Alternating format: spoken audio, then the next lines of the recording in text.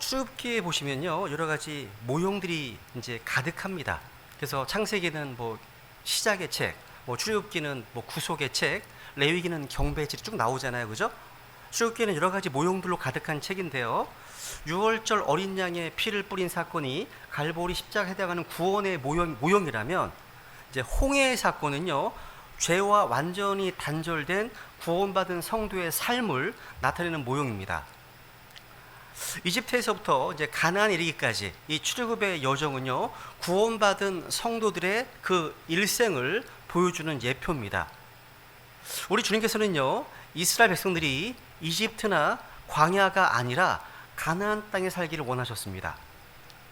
이집트는 모형주로 세상을 대표합니다. 그죠? 그리고 또 가나안 땅은 영적 승리, 또 그리스도 안에서 받는 상속 유업을 모형주로 보여줍니다. 가나안 땅은 천국을 대표하는 게 아닙니다. 거기 사악한 족속이 있었잖아요. 우리가 믿음으로 승리해서 상속 유업을 이제 우리에게 예표하는 겁니다. 그런데 여러분, 성경에 보시면 대부분의 이스라엘 백성들은 이집트를 나온 후에 불신과 불순종으로 광야에서 죽었습니다. 오늘날 육신적인 크리스찬들도 마찬가지입니다. 가나안에서의 삶을 맛보지도 못한 채 육신대로 살다가 끝난다는 겁니다. 물론 그들도 어린 양의 피를 통해 구원받았습니다. 또 홍해를 통과하는 침례를 받았습니다. 또 구름 기둥과 불 기둥으로 예표되는 성령님의 인도하심을 받은 경험이 있어요. 하지만 그들의 마음, 그들의 몸은 아직도 불신 가운데 광야에 머물고 있다는 겁니다. 그러니까 믿음을 통해서 하나님의 어떤 약속으로 주어진 상속 유업을 받기보다는 당장 눈에 보이는 어떤 현실, 어떤 환경 때문에 주님의 구원을 기다리지 못하고 불평하고 불만을 드러낸다는 거죠. 오늘 저는 이 출애굽기 본문을 통해서 주님을 기다리는 자에게 길이 열린다, 이런 제목으로 말씀을 증언하려고 합니다. 여러분, 뭐 저를 비롯해서 우리나라 사람들 4명 가운데는요, 속전, 속결 이런 근성이 있어요. 잘 기다리지 못합니다. 커피를 뽑으려고 해도 커피를 쳐다보고 있는 사람은 한국 사람밖에 없습니다. 언제 나오나 이렇게 보는 사람들은요. 이런 좀 기다리지 못하고 참지 못하는 문제가 있다는 겁니다. 그런데 성경에서 우리 구원받은 크리스찬들의 삶, 믿음의 삶은요, 기다림의 삶이고요, 인내의 삶이고요, 오래 참음의 연속입니다. 이 우리의 삶이 그렇습니다. 예레미야는 이렇게 말씀합니다. 예레미야가 3장 26절에 보시면 사람이 주의 구원을 바라고 잠잠히 기다림이 좋도다. 잠잠히 기다림이 좋도다. 또 시편 기자는요, 내 혼이 주를 기다림이 파수 보는 자들이 아침을 기다림보다 더하나니 내가 말하거니와 파수 보는 자들이 아침을 기다림보다 더하도다 말씀합니다. 여러분, 성경은 잠잠히 기다림이 좋다 말씀하십니다. 좋은 거랍니다. 그런데 우리의 육신은요, 기다리는 것을 좋아하지 않습니다. 그냥 즉시로, 곧바로, 바로 응답이 오고 즉시로 어떤 결과를 보고 싶어 합니다. 그런데 이 말씀 준비하면서 떠오른 말씀이 있었습니다. 즉시로 곧바로 할 때 떠오르는 말씀이 뭐냐면, 씨 뿌리는 비유 보시면 길가에 말씀을 뿌리면 사탄이 즉시로 와서 말씀을 훔쳐가지 않습니까? 사탄은 즉시로 오네요. 즉시로 옵니다. 하나님은 즉시로 오시는 게 아니라 좀 기다리게 하십니다.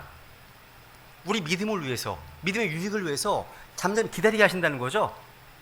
그러니까 즉시로 오는 사탄과 좀 기다리게 하신 하나님이 좀 대조된다는 거죠. 우리 하나님께서는 기다리는 것이 좋다고 말씀하십니다. 또 이사야서 30장 18절에 보시면 성경 이렇게 말씀하고 있습니다. 한번 같이 읽겠습니다. 시작.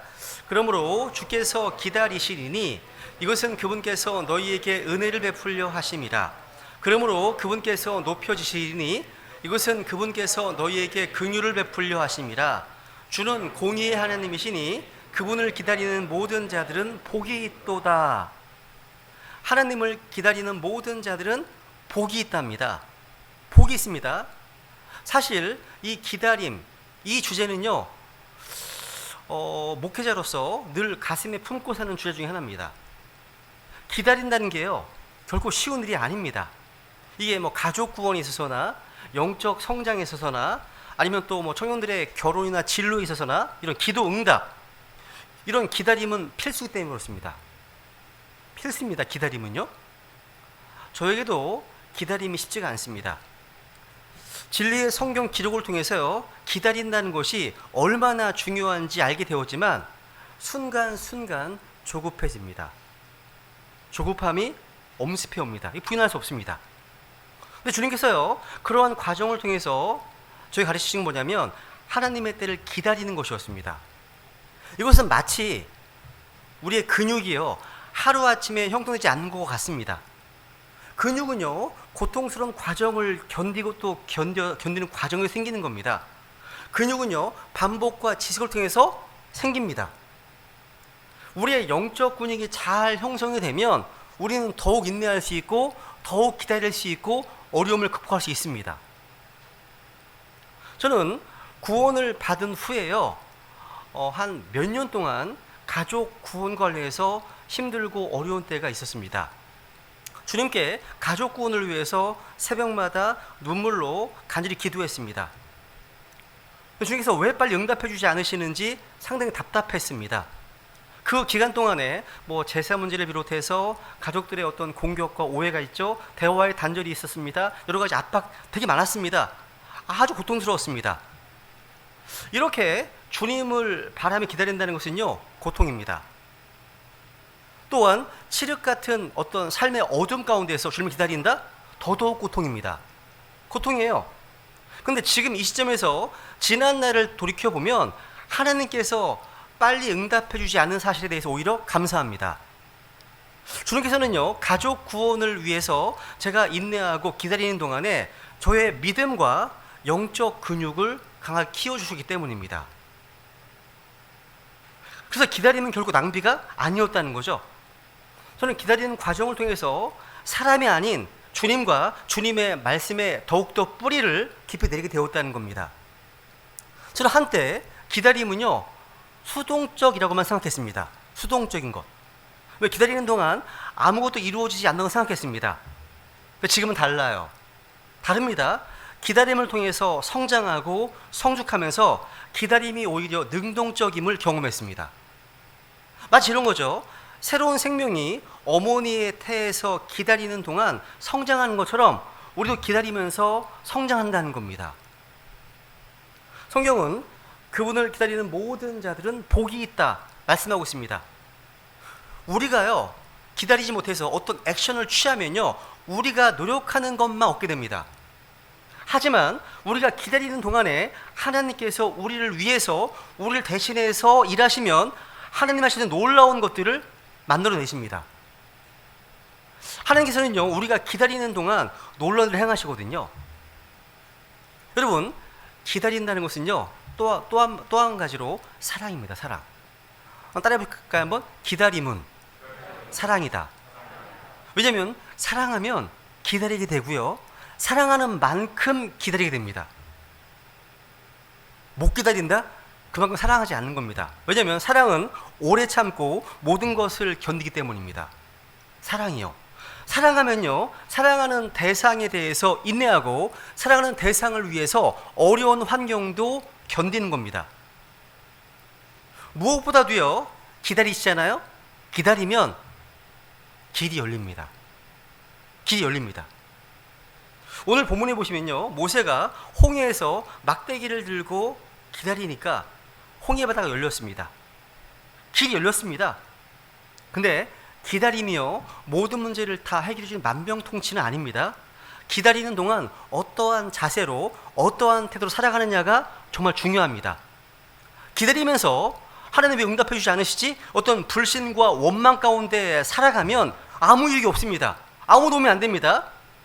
오늘 본문에 보시면요, 홍해의 길을 열어주시는 그런 놀라운 승리를 경험하시기에 앞서 우리 주님께서 어떤 분이신지, 우리 어떻게 인도하시는지, 어디로 인도하시는지, 또 우리가 어떤 자세를 취해야 되는지 배우게 됩니다. 하나씩 좀 찾아보겠습니다. 먼저 우리 하나님께서는요, 기다리시는 하나님이십니다. 하나님은 어떤 분이시라고요? 기다리시는 하나님이십니다. 하나님은 서두르지 않으십니다. 따라해보세요. 하나님은 서두르지 않으신다. 이게 무척 괴롭습니다. 나는 급해 죽겠는데 하나님은 너무 여유 있으신 것 같아. 이런 경험들 서두르지 않으십니다. 여러분, 하나님께서요 모세를 선택하시고 하나님이 쓰실 만한 사람으로 준비시키는데 80년 걸렸습니다. 이 그림이 참 와닿았습니다. 요셉은 13년을 기다렸습니다. 아브라함은 25년을 기다렸습니다. 모세는 40년 광야를 거쳐야 됐죠? 기다렸습니다. 예수님도 30년 기다렸습니다. 우리도 마찬가지라는 얘기예요. 마찬가지입니다. 여러분, 모세는요 40년 동안, 초부 40년 동안 어머니 요게벳과 이집트 왕궁에서 성장합니다. 모세가요 이집트 왕궁에서 성장한 40년 동안 모세는 왕궁 최고의 엘리트 교육을 받으면서 아주 세상적으로 유능한 사람이 되는 겁니다. 그래서 사도행전 7장에 보시면요 20일 마지막 보시면 모세가 이집트 사람들의 모든 지혜를 배워서 말과 행동에 능력이 있었느니라 말씀하십니다. 모세는요 스스로 대단한 사람이라고 생각합니다. 그래서 스스로 자기 동족인 이스라엘 백성들을 돌아볼 생각을 합니다. 모세는 자신의 형제들이요 하나님께서 자신의 손을 빌어서 그들을 구원할 것임을 깨닫겠지 생각합니다. 하루는 한 형제가 원통한 일을 당하는 것을 보고서 원수를 갚기 위해서 모세가 이집트 사람을 쳐 죽입니다. 이튿날 가니까 이제는 이스라엘 백성들끼리 동족끼리 싸우는 것을 봤습니다. 모세를 화해시키려고 합니다. 그때 기가 막힌 이야기를 듣죠. 누가 너를 치리자와 재판관 우리를 다스리게 하느냐? 내가 어제 이집트 사람을 죽인 것 같이 나를 죽이려 하느냐? 하니 이에 모세가 이 말을 듣고 도망하여 미디안 땅에서 나그네 되고 거기서 두 아들을 낳으니라. 모세는요 나이 40이 되었을 때 자신을 향한 하나님의 부르심을 발견했습니다. 알았어요. 하나님의 뜻을 알았다는 겁니다. 하나님께서 자신을 통해서 이스라엘 민족을 이집트의 속박에서 구원하시길 원하신다. 이걸 알았습니다. 그렇지만 모세가 몰랐던 것은 하나님의 때입니다. 하나님의 때입니다. 여러분, 하나님의 부르심, 하나님의 뜻을 안다고 해도 하나님의 때를 분별하지 못하면 이를 그르실 수 있습니다. 무슨 의미가? 하나님의 뜻과 하나님의 때가 만날 때 하나님의 역사는 이루어집니다. 모세는요 하나님보다 앞서 행했습니다. 그로 인해서 많은 문제가 발생했죠. 또 모세가요 하나님의 뜻을 분별하지 못한 것과 함께 실수한 게 있어요. 그것은 하나님의 일을 자기 육신의 방법으로, 육신의 혈기로 이루려고 한 것입니다. 모세는요 육신의 힘으로 이집트 사람을 쳐 죽임으로 자기의 백성을 구원하려고 했습니다. 그러니까 육신의 힘이 너무 강했다는 거죠. 그렇지만 모세가 육신의 힘으로 이룬 것은 이집트 사람 한 명을 죽인 것뿐이었습니다. 그 결과는 뭡니까? 동지국에게 버림받고 파라오 왕을 피해 도망가게 되었습니다. 모세는요 파라오를 두려워했습니다. 그래서 미디안 땅으로 도망간 겁니다. 여러분, 하나님의 일은요 육신의 혈기, 육신의 지혜, 육신의 힘으로 하는 게 아닙니다. 어떤 폭력이나 인간적인 술수나 계략으로 하는 것이 아닙니다. 하나님의 일은요 인간의 수단과 방법이 아니라 하나님의 힘으로 하나님을 통해서 이루어지는 겁니다. 모세는요 하나님을 위해서 일하려고 했고 자기 백성을 위해서 일할 줄은 알았지만 하나님께서 자신을 통해서 일하시는 법을 배우지는 못했습니다. 그러니까 육신의 힘이 아니라 하나님의 능력으로, 성령의 힘으로 일하는 법을 배우지 못했던 겁니다. 그리고 모세는요 쭉 읽어보시면 하나님을 의식하거나 하나님을 두려워하기보다는 사람을 의식하고 사람을 더 두려워했습니다. 어떻게 할 수 있습니까? 쉽게 이렇게 기록하겠습니다. 그가 이쪽 저쪽을 살펴보다가 사람이 없음을 보고 이집트 사람을 쳐 죽입니다. 그죠?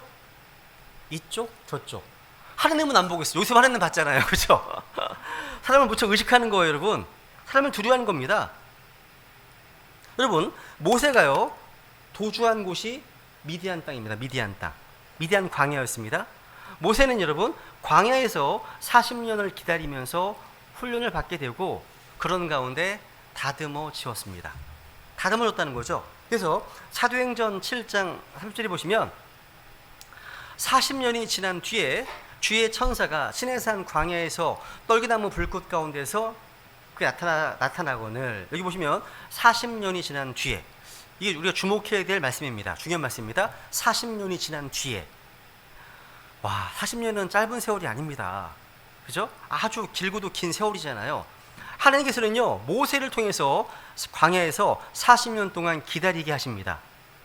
이집트의 최고 교육 코스, 이집트의 최고 왕궁학교를 졸업한 모세가 광야 학교에서 배우게 되었다는 거죠. 광야 학교 입학이 필요하다는 겁니다. 여기서 모세는요, 이집트 왕궁에서 배우지 못한 것들을 배우게 됩니다. 모세는 광야 학교에서요, 파라오 공주의 아들에서 이제 하나님의 사람으로 이제 성숙하게 되는 겁니다. 아마도 모세는요, 40년 광야 생활을 통해서 하나님의 사람이 꼭 갖추어야 할 훈련을 받게 됩니다. 이 훈련들을 자세히 다룰 수는 없지만 이런 것들이겠죠. 하나님의 때를 분별하는 훈련, 또 하나님보다 앞서지 않는 훈련, 또 하나님의 음성을 듣는 훈련, 또 육신의 힘이 아닌 하나님의 능력으로 일하는 훈련, 또 하나님을 위해서 일하는 것이 아니라 하나님께서 자신을 통해서 일하는 훈련, 뭐 사람을 두려워하기보다는 하나님을 두려워하는 훈련 등등, 이런 것들을 받았을 겁니다. 이렇게 하나님은요, 모세를 광야에서 40년 동안 준비시킵니다. 그리고 시내산 떨기나무 불꽃 가운데서 자신을 계시하신 후에 다시 40년 동안 모세를 아주 요긴하게 사용하신다는 거예요. 그래서 7장 36절을 보시면요, 사도행전, 그가 40년 동안 이집트 땅과 홍해와 광야에서 이적들과 표적들을 보인 뒤에 그들을 데리고 나왔느니라 되어 있죠. 야, 그러니까 여러분, 기다림의 기간으로서 준비하는 기간은 결코 낭비가 아닙니다. 광야에서 40년이라는 기다림, 이런 견딤이요, 모세가 쓰임받는 그 길이를 결정했습니다. 다시 말해서 견딤의 길이가 쓰임의 길이를 결정한다, 이런 말이 있는 겁니다. 하나님께서는요, 우리가 영적으로 성장하고 성숙하고 무르익까지 기다리신다는 겁니다. 우리 하나님은 기다리신 하나님이시라는 거죠. 두 번째, 우리 하나님께서는요, 우리를 진퇴양난 속으로 인도하신 하나님이십니다. 하나님께서는요, 이스라엘 백성들을 이집트에서 이끌어내신 후에 인도하신 곳은 바로 진퇴양난의 현장이었습니다. 여기 진퇴양난이란 말은 무슨 말입니까? 앞으로 나아갈 수도 없고 뒤로 후퇴할 수도 없는 상황을 의미합니다. 여기 출애굽기 14장 1절 2절 있습니다. 시작. 주께서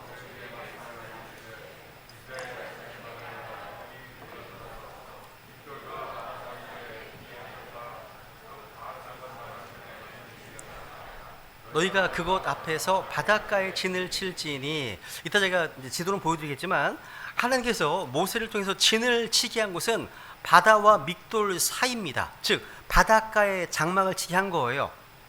그런데 파라오의 군대가 그들을 쫓아왔습니다. 이게 9절 말씀하시죠? 파라오의 군대가 쫓아오는 거예요. 추적해 오는 겁니다. 근데 이스라엘 백성들이 그걸 보고서 심히 두려워하고 주님께 부르짖습니다. 상황이 급박합니다. 앞은 바다예요. 뒤에는 이집트군이 추격해 오고 있는 거죠. 어디 갈 데가 없습니다. 앞뒤가 꽉 막힌 거예요. 야, 이스라엘 백성들은요, 이집트군들을 심히 두려워하고 있습니다. 두려움 가운데 주님께 부르짖고 있습니다. 그러다가 이제 다시 모세를 원망하기 시작합니다. 원망합니다. 읽어봅시다. 시작. 그들이 또 모세에게 이르되 이집트에 무덤이 없어서 당신이 우리를 데리고 나와 광야에서 죽게 하느냐? 어찌하여 당신이 우리를 이집트에서 끌고 나와 이같이 우리를 대하느냐? 우리가 이집트에서 당신에게 고한 말이 이것이 아니더냐? 이르기를 우리를 내버려 두라. 우리가 이집트 사람들을 섬기리라 하였노라. 우리가 이집트 사람들을 섬기는 것이 광야에서 죽는 것보다 나았으리라 하니라. 지금 두려워하는 게 보이시죠? 그죠?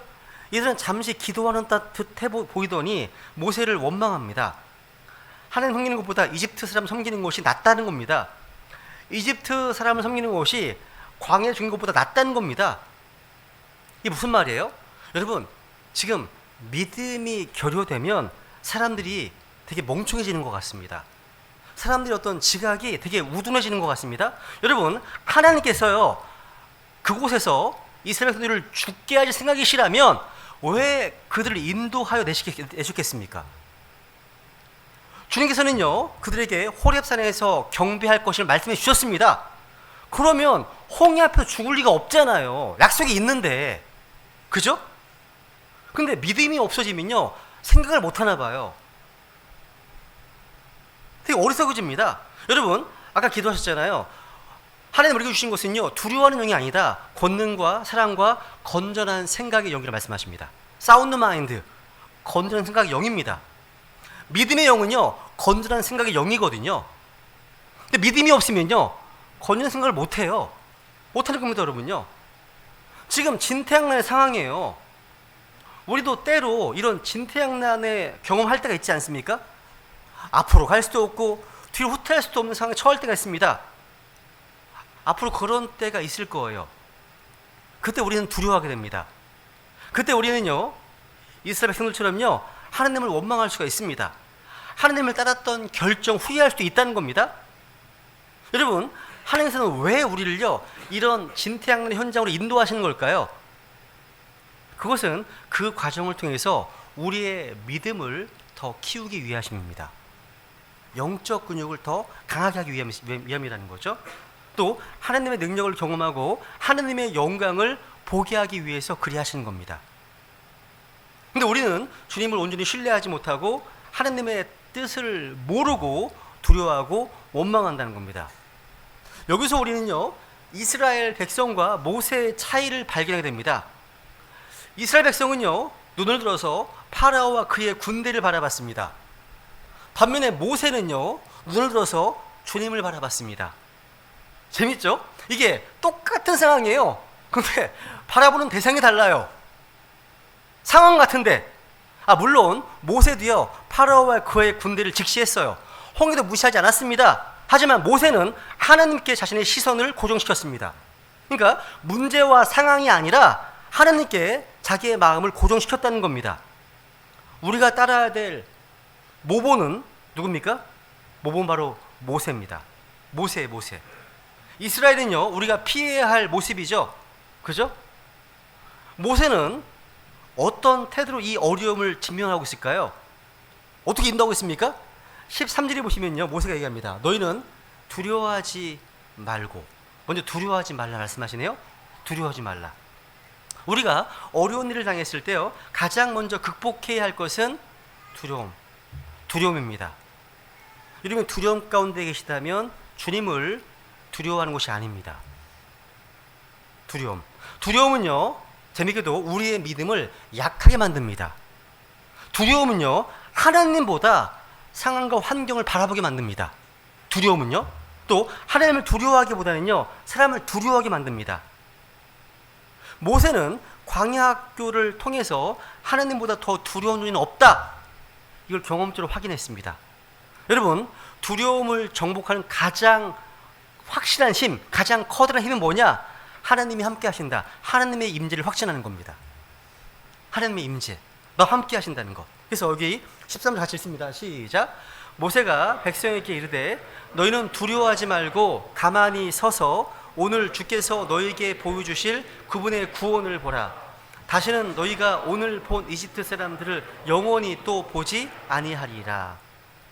이게 현실을 무시하라는 말이 아닙니다. 현실을 직시하십시오. 진퇴양난의 환경은요, 현실입니다. 근데 더욱더 중요한 현실이 있습니다. 하나님께서 함께 하신다는 주님의 임재입니다. 이스라엘 백성은 두려워할 필요가 없어요. 왜냐하면 주님께서 그들과 함께 하시기 때문입니다. 여러분, 이스라엘 백성들은요, 이집트에서 10가지 재앙을 통해서 그들을 이끌어내신 하나님을 경험했잖아요. 6월절 어린 양의 피로 구속하신 하나님을 경험했습니다. 지금 하나님께서는 구름 기둥과 불 기둥으로 그들과 함께하고 계십니다. 그죠? 그런데도 이스라엘 백성들은요, 두려워하고 있습니다. 왜 그렇습니까? 하나님의 임재를 지금 망각하고 있는 겁니다. 두려움을 정복하려면요, 우리의 두 눈을요, 하나님께 고정해야 됩니다. 적을 의식하고 문제를 의식하세요. 그렇지만 우리의 눈은요, 하나님께 고정하시라는 겁니다.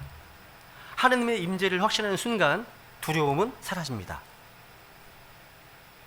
우리 주님께서는요, 우리 성도들에게 진퇴양난의 환경이 없을 것이다 약속하신 적이 없습니다. 있을 거예요, 여러분요. 사도행전 4장 22절에 보시면 이런 말씀 있죠? 읽습니다. 시작.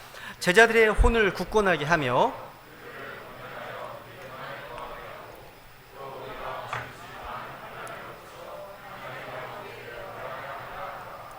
우리가 반드시 많은 환난을 거쳐 하나님 왕국에 들어가야 하리라 말씀하고 있네요. must, we must. 많은 환난을 거쳐 반드시입니다. 다만 어떤 환경에서든지 간에 우리와 함께 하시겠다고 약속하셨습니다. 그러니까 믿음이란 바로 하나님이 함께 하심의 그 약속을 믿는 겁니다. 믿는 거예요, 여러분. 우리 많이 암송하는 말씀이 있습니다. 이사야 41장 10절 시작. 너는 두려워하지 말라. 내가 너와 함께 하느니라. 놀라지 말라. 나는 내 하나님이니라.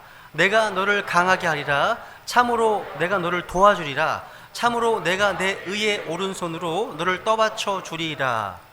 그러니까 우리가 할 일은요, 가만히 서서 주님께서 보여주실 주님의 구원을 바라보는 겁니다. 하나님께서 우리를 대신해서 싸우시는 모습을 지켜보라는 겁니다. 주님께서는요, 우리의 믿음을 성장시키시는데 관심이 있으십니다. 그래서 여러 가지 많은 어려움과 문제 가운데 우리를 인도하시는 거예요. 그것은 우리를 사랑하지 않으시기 때문이 아니라 우리를 참으로 사랑하시기 때문입니다. 사랑하시기 때문입니다. 우리의 유익을 위해서 하나님의 영광을 드러내시기 위해서라는 사실이죠. 그래서 여기 17절 18절에 보시면요, 이 홍해 사건을 통해서요, 이집트 사람들이 내가 주인 줄을 알리라 말씀하시네요. 또 주님께서 영예를 얻으십니다. 마지막 세 번째로 길을 열어주신 하나님을 보게 됩니다. 여기 15절 보시면요, 주께서 모세에게 이르시되 내가 어찌하여 내게 부르짖느냐? 이스라엘 사람에게 말하여 그들이 앞으로 나아가게 하되. 아니, 앞으로 나아가게 합니다. 여러분, 믿음이 뭐냐면 길이 안 보여. 길은 보이지 않는데 주님의 말씀에 순종해서 원 스텝, 한 걸음을 내딛는 겁니다. 이 믿음인 거예요. 그러니까 믿음이란 하나님 말씀에 순종하는 겁니다. 갈 바를 알지 못하고 순종하던 어떤 아브라함처럼 이 말씀에 순종해서 첫 발을 내딛어야 길이 열린다는 겁니다. 주님께서는요, 우리가 볼 수 없는 길을 보고 계십니다. 홍해는 지금 막 출렁이고 있습니다. 바닷가가 지금. 근데 하나님께서는요, 이 홍해 가운데로 길이 나 있는 것을 보고 계십니다. 보고 계십니다. 그것을 보고 계시기 때문에 모세에게 명령하고 계신 겁니다. 16절에 보시면 너는 내 막대기를 들고 내 손을 바다 위로 내밀어 바다를 나누라. 이스라엘 자손이 바다 한가운데를 지나 마른 땅 위로 가리라. 여러분, 지금 주님께서는요, 이전에 어느 누구도 생각하지 못했던 아이디어를 가지고 계십니다. 앞뒤가 막혔어요. 근데 주님께서는요, 전혀 상상하지 못하는 길을 인도하십니다. 어마어마한 것 같아요, 여러분. 생각해보면요, 인간에게 나올 수 없는 지혜입니다, 이게요. 모세가요, 막대기를 들고요, 홍해 앞에 서기 전에 하나님께서는요, 자기 백성들을 보호하시기 위해서 주님의 천사와 구름 기둥을 움직이십니다. 그러니까 기다리는 동안에도 우리를 보호하신다는 거예요. 지금 이게요. 보세요. 이런 내용입니다. 여기 보세요. 시작. 이스라엘의 진영 앞에 가던 하나님의 천사가 이동하여 그들 뒤에서 가매 구름 기둥이 그들의 얼굴 앞에서 떠나가고 그들의 뒤에 서서 이트 사람들의 진영과 이스라엘의 진영 사이에 당도하니라. 그곳이 저들에게는 구름과 흑음이 되었고 이들에게는 밤에 빛을 주었으므로 밤새도록 저편이 이편에 가까이 오지 못하게 하였더라. 한마디로 하나님께서는요, 우리가 기다리는 동안 보호해 주십니다. 보호해 주시는 거죠. 모세가 이제 홍해 앞에 서서 바다에 손을 내밉니다. 그때 하나님께서요, 큰 동풍으로 밤새도록 바닷물을 물러가게 하십니다. 바닷물이 물러가면서 물이 갈라져서 바다가 마른 땅이 됩니다. 21절에 보시면요, 모세가 바다 위로 자기 손을 내밀매 주께서 강한 동풍으로 밤새도록 바다를 뒤로 물러가게 하시고 바다를 마른 땅이 되게 하시며 물들을 나누시니. 여기서 주목해야 할 사실이 있습니다. 모세의 어떤 관련된 영화에서 보신 것처럼 하나님께서 홍해 바다를 순식간에 가르신 게 아닙니다. 순식 즉시로 갈라서 길을 내신 게 아니라는 사실입니다. 주님께서는요, 커다란 동풍으로 하여금 밤새도록 일을 하게 하셨습니다. 모세가 손을 내밀고 기다릴 때 하나님은 큰 동풍으로 밤새 바닷물을 물러가게 하셨습니다. 밤새도록이요. 모세는요, 물이 갈라져 가지고 이 바다가 마른 땅이 될 때까지 기다려야 했습니다. 그러니까 모세에게 필요했던 건 기다림이라는 겁니다. 근데 기다리니까 길이 열립니다. 서둘러서 홍해 안으로 들어가지 마시라는 겁니다. 주님께서 명령하시는 대로 홍해 앞에서 한 걸음을 내딛도록 하라는 겁니다. 그리고 길이 열릴 때까지 기다리라는 겁니다. 드디어 길이 열렸습니다. 이스라엘 백성들이 지나가는 길 양편에 물이 벽을 이루고 서 있어요. 놀라운 광경이죠. 그죠? 여기 16절에 보시면 이스라엘 자손이 22절 보시면 이스라엘 자손이 바다 한 가운데로 들어가 마른 땅 위로 갔고 물들은 그들의 오른쪽과 왼쪽이 그들을 위한 벽이 되었더라 말씀하십니다. 와, 어마어마한 장관이죠. 아무도 보지 못한 길을 하나님은 보셨습니다. 하나님은요, 없는 길을 만들 수 있는 분이십니다. 또 단 한 번 사용하고도 말 길을 만드시는 분이십니다. 이스라엘 백성들은요, 진퇴양난의 상황 속에서 아무것도 볼 수 없는 상황입니다. 그렇지만 주님께서는요, 이스라엘 백성들이 나아갈 길을 미리 보셨습니다. 그리고 손을 내밀게 하신 거죠, 모세로 하여금. 여러분, 하나님이 약속하신 길은 반드시 열려요. 그렇지만 하나님의 때가 차야 됩니다. 길이 열리려면 시간이 필요합니다. 기다림이 필요합니다. 또 길은 열렸는데요, 모든 문제가 해결된 것은 또 아닙니다. 이집트 군대가 뒤를 쫓아 바다 가운데로 들어오고 있거든요. 여기 23절 보시면 이집트 사람들과 파라오의 모든 말들과 그의 병거들과 기병들이 추격하여 그들을 따라 바다 한가운데로 들어오매. 하나님이 하신 일은 참 극적입니다. 아주 드라마틱해요. 여기 소리는 방심은 금물, 방심은 금물이구나, 이걸 배우게 됩니다. 길이 열렸다고 방심해서는 안 됩니다. 우리의 원수는 여전히 기회를 보고 공격한다는 겁니다. 홍해를 건널 때 우리 눈은요, 주님을 의식해야 됩니다. 또 사탄을 의식하되 두 눈은 예수님을 바라봐야 됩니다. 사탄의 간교한 계략과 활동을 의식하십시오. 근데 우리의 두 눈은 그리스도께 고정하시라는 겁니다. 바울은요, 사탄에 대해서 많은 이야기를 했습니다. 하지만 언제나 주 예수 그리스도께 초점을 맞추고 있습니다. 여러분, 우리가 처한 상황이 악화될 때 두려워하지 마세요. 홍해와 파라오의 군대 사이에서 꼼짝 못하고 갇혀있다 느껴질 때 주님을 바라보며 담대하시라는 겁니다. 주님께서 보살피신다는 거죠.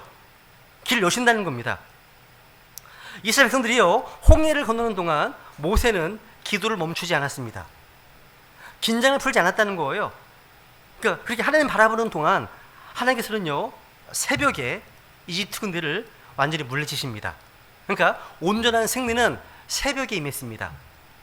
예수님의 재림을 예표하는 겁니다, 이게요. 여기 보시면요, 여기 24, 25절 보세요 한번. 읽습니다. 시작. 새벽 경점에 주께서 불과 기름을 통해 이집트 사람들의 군대를 보시고 이집트 사람들의 군대를 어지럽게 하시며 또 그들의 바퀴를 벗기사 그들이 그것들을 몰기에 힘겹게 하시니 이에 이집트 사람들이 이르되 이스라엘의 얼굴을 피해 우리가 도망하자 주가 이집트 사람들을 대적하여 그들을 위해 싸우니라 하니라. 싸움이 끝날까지는 방심해서 안 됩니다. 계속 주님의 인도를 받아야 됩니다. 그죠? 하나님께서 다시 모세에게 손을 바다 위로 내밀라고 명하십니다. 모세가 순종할 때 홍해는 다시 합쳐집니다. 이집트 군대는 홍해에서 하나도 남김없이 다 죽임을 당하는 거죠. 그 내용이 이제 나오는 겁니다. 여기 보면 여기 물들이 돌아와서 병거들과 기병들을 덮대. 그래서 바다로 들어간 파라오의 온 군대를 덮고 그들 중에 하나 남기지 아니하였더라 말씀하십니다. 제가 그림을 하나 보여드리겠습니다. 보시면요, 김승학 집사님이라고 하는 분이 쓰신 책이 있어요. 떨기나무, 읽어보신 분 계실 겁니다. 이 책에 보시면요, 출애굽의 경로 관련해서 설명하고 있습니다. 근데 이 경로를 잘 보여주고 있죠. 여기 숫곳에서 시작해가지고 여기 에담, 바알스본, 여기가 바로 홍해의 위치입니다. 홍해 밑이 여기 보이시죠? 여기에요. 뒤에 이집트 군대 추격하고 있고 여기 이게 홍해를 건너서 밑 아라비아에 있는 시내산으로 가는 거예요. 이게 이런 경로예요. 근데 흥미로운 사실은 뭐냐면 홍해를 건넌 그 지역이 어디 있느냐? 이집트에 있는 누와이바 비치가 여기입니다. 여기에요. 이를 건너가 간 겁니다. 사우디를 건너간 겁니다. 이게 홍해를 건넌 위치예요. 근데 흥미로운 사실은 놀라운 사실은 뭐냐면 하나님께서 인도하신 이 길만이요 바다를 건널 수 있는 길이었습니다. 다른 모든 길은요 절벽입니다. 길이 없어요. 사람이요 200만의 군대가 건너갈 수 있는 그 길은요 하나님이 인도하신 이 길밖에 없습니다. 그래서 보시면요 무슨 얘기냐면 요 라인만 이렇게 평평하고요 나머지는 다 크랙이에요. 다 들어가는 겁니다. 엄청 위험한 거죠. 절벽으로 쓰러지는 거예요. 그러니까 하나님께서 인도하시는 길이 이런 길이에요.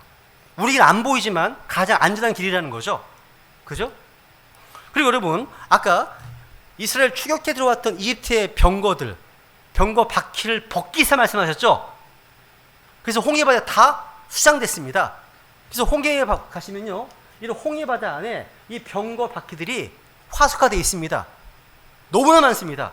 그래서 지금 이집트의 병거들, 바퀴들 이게 다 홍해에서 다 수장됐습니다. 근데 이런 것들이 지금 홍해바다에 어마어마하게 많습니다.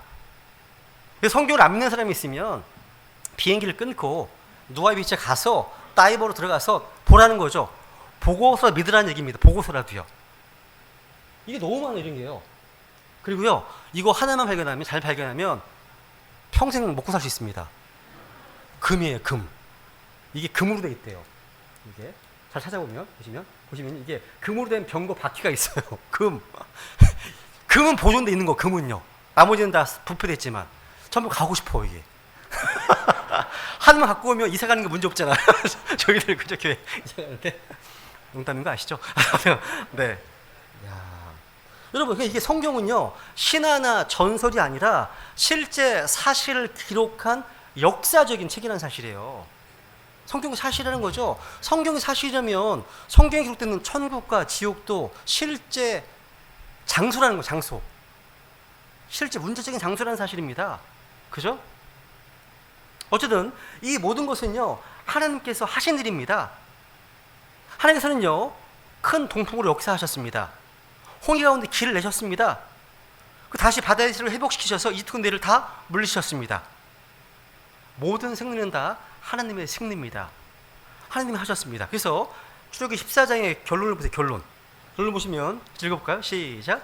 그날 주께서 이같이 이스라엘을 이집트 사람들의 손에서 구원하시니 이스라엘이 바닷가에 죽어있는 이집트 사람들을 보았더라. 이스라엘이 주께서 이집트 사람들에게 행하신 그 큰 일을 보았으므로 백성이 주를 두려워하며 또 주와 그분의 종 모세를 믿었더라. 와. 그러니까 이 하나님께서 모든 것을 주관하셨습니다. 하나님께서요 자신의 백성을 위해서 위대한 일을 행하신 겁니다. 여러분 하나님께서 이렇게 큰 일을 행한 다음 그걸 목격했다면요 우리는 뭘 해야 될까요? 주님을 찬양하는 겁니다. 주님께 영광을 돌리는 거잖아요. 그죠? 그래서 그 다음 장 출애굽기 15장 1절부터 보시면요 지금 노래합니다. 읽어볼까요 같이? 시작. 그때 모세와 이스라엘 자손이 이 노래로 주께 노래하고 말하여 이르기를 내가 주께 노래하리니 그분께서 영원롭게 승리하셨도다. 그분께서 말과 거기 탄 자를 바다에 던지셨도다. 주는 나의 힘이시요 노래이시며 나의 구원이 되셨도다. 그분께서 나의 하나님이시니 내가 그분께 처소를 예비할 것이요 내 아버지의 하나님이시니 내가 그분을 높이리로다. 오 주여 주의 오른손이 권능으로 영화롭게 되었나이다. 오 주여 주의 오른손이 그 원수를 산산조각되었나이다. 와 지금 모세와 이스라엘 자손들이요 지금 아름다운 노래로 하나님께 영광 돌리고 있습니다. 이게 자연스러운 반응이죠, 그죠? 여러분 이것은요 모세가 나이가 40이었을 때 모습과 비교해 보세요. 그때는 하나님의 능력이 아니라 자기 육신의 힘으로 일했잖아요. 그런데 광야학교 40년을 거친 후에 지금은 하나님을 찬양하고 있습니다. 하나님의 능력을 높이고 있습니다. 모세는 이제 육신의 손이 아니라 주님의 오른손의 권능으로 일하고 있습니다.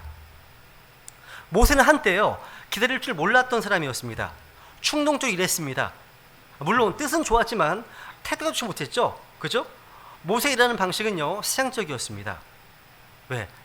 그 사람 힘은 육신의 힘이었거든요. 하나님은 광야에서 모세 육신의 힘을 빼셨습니다. 인간적인 야심과 어떤 충동적인 삶의 방식을 다 무너뜨리셨다는 거죠. 근데 모세가 자신을 하나님께 내어드릴 때 하나님은 그 인생을 이전보다 더 아름답게 쓰셨다는 사실. 여러분 지금 혹시 어려운 상황 가운데 계십니까? 진퇴양난의 어떤 가운데 처해 계십니까? 두려워하지 마십시오. 오히려 하나님을 기대하십시오. 한 번도 생각하지 않았던 길이 열릴 것임을 기대하시라는 겁니다. 우리 주님께서는요 자신을 기다리는 자들을 위하여 준비하신 곳이 있어요. 여기 예레미야 애가 3장에 보시면 25절 이제 주님의 약식 말씀 한번 보여드리겠습니다. 주께서는 자신을 기다리는 자들과 자신을 찾는 혼들에게 선하시도다 말씀하십니다. 주님을 기다리는 자에게 복이 있습니다. 주님을 기다리는 혼들에게는 굿 선하십니다. 선하십니다. 우리는 예수 그리스도의 다시 오심을 기다립니다. 교회는요 대환란 전에 공중 주님을 기다립니다. 만날 겁니다. 그죠? 주님께서는요 말씀하시기를 비록 그곳이 더딜지라도 그곳을 기다리라. 그것이 반드시 올 터임으로 지체하지 아니하리라 말씀하시네요. 또 내가 반드시 속히 오리라 하시는도다 말씀하시네요. 속히 오십니다. 우리는 주님 다시 오심을 기다리고 있고요. 새하늘과 새 땅을 기다립니다.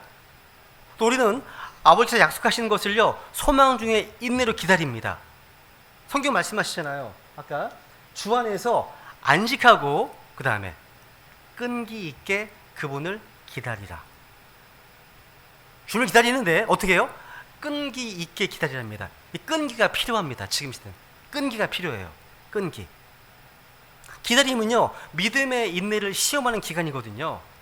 성경은 주를 기다리라 또 끈기 있게 주를 기다리라 말씀하십니다.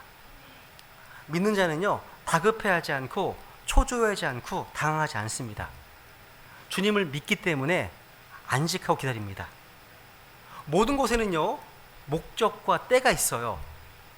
도저히 기다리지 못하고요 주님의 때보다 더 앞서려고 하다가 망한 모세를 기억해야 됩니다. 우리는 기도한 후에 금방 돌아서서 서거나 낙심하지 말아야 됩니다.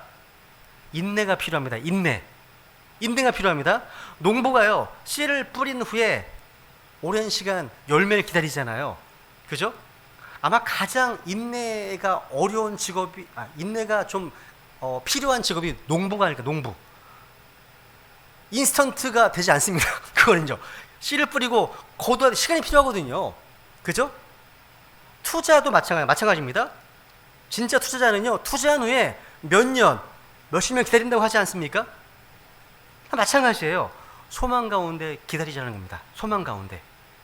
시편 39편 7절 주여 이제 내가 무엇을 기다리나이까 나의 소망은 주께 있나이다. 우리의 기대하는 바는요 주님에게서 나옵니다. 다시 한번 우리의 기대하는 바는 어디서 나온다고요? 주님께 나옵니다. 우리는 지금 뭘 기대하십니까? 가족의 변화? 뭐 나의 변화? 아니면 교회의 변화? 아니면 가정이 변화되는 거? 아니면 무슨 뭐 영적 부흥? 성령 충만? 지혜? 뭐 기대할 수 있습니다. 여러분 이런 것들은요 다 주님에게서 나옵니다. 우리의 힘으로 능력으로 되는 거 아닙니다. 오직 주의 영으로 되는 겁니다. 그래서 시편 62편 5절을 보시면요 보세요. 시작. 내 혼아 너는 오직 하나님만 바라라. 내가 기대하는 것이 그분에게서 나온도다. 내가 기대하는 것이 누구에게서 나온다고요? 그렇죠. 그분에게서 나온다고 말씀하십니다. 무엇보다도 우리에게는요 하나님의 약속의 말씀이 있어요. 그 말씀에 소망을 두고 기다리라는 겁니다. 시편 130편 5절 내가 주를 기다리고 내 혼이 기다리며 내가 그분의 말씀에 소망을 두는도다. 자, 그분의 말씀에 소망을 둔다 말씀하시네요. 또 말씀을 듣고 기다리는 자는 복이 있다고 말씀하시네요. 잠언 8장 23절 보시면 내 말을 들으며 날마다 내 성문들에서 지켜보고 내 문들의 기둥들에서 기다리는 자는 복이 있다 하십니다. 이 말씀은요 신실한 약속입니다. 약속 하나만을 믿고 기다리는 것보다 더 아름다운 일이 없어요. 여러분, 눈에 보이지도 않고 귀에 들리지도 않습니다. 어떤 증거도 없어요. 근데 우리가 이 약속의 말씀을 붙들고 있다는 것은요, 주님과 깊은 신뢰, 인격적인 사랑의 관계가 아니라면 불가능한 겁니다. 이게 주님을 신뢰하기 때문에, 주님을 사랑하기 때문에만 가능한 겁니다. 그게요. 우리 주님께서는요, 이 약속의 말씀만을 믿고 기다리는 사람들을 결코 외면하지 않으실 겁니다. 기다리는 자는 복이 있는 거예요. 그죠? 우리 처음 읽었던 말씀을 좀 읽어보고 마치겠습니다. 처음 봤던 말씀입니다. 같습니다. 시작. 그러므로 주께서 기다리시리니 이것은 그분께서 너희에게 은혜를 베풀려 하심이라. 그러므로 그분께서 높여주시니 이것은 그분께서 너희에게 긍휼을 베풀려 하심이라. 주는 공의의 하나님이시니 그분을 기다리는 모든 자들은 복이 있도다. 아멘. 야, 우리가 믿음으로 인내하고 참고 기다리면 주님께서는 선하게 인도해 주실 겁니다. 이것이 가족 구원의 문제이든 뭐 결혼이나 진로의 문제이든 질병의 문제이든 경제적인 문제이든 자녀의 문제이든 부부간의 문제이든 간에 길이 열리려면 시간이 필요하다는 겁니다. 그죠? 길이 열리기 위해서는 주님을 신뢰하는 가운데 기다림이 필요합니다. 우리 이 시간 기다림의 은혜가 우리 모두에게 부어져서 주님으로부터 길이 열리는 복을 경험할 수 있도록 우리 함께 기도하시겠습니다. 기도하겠습니다.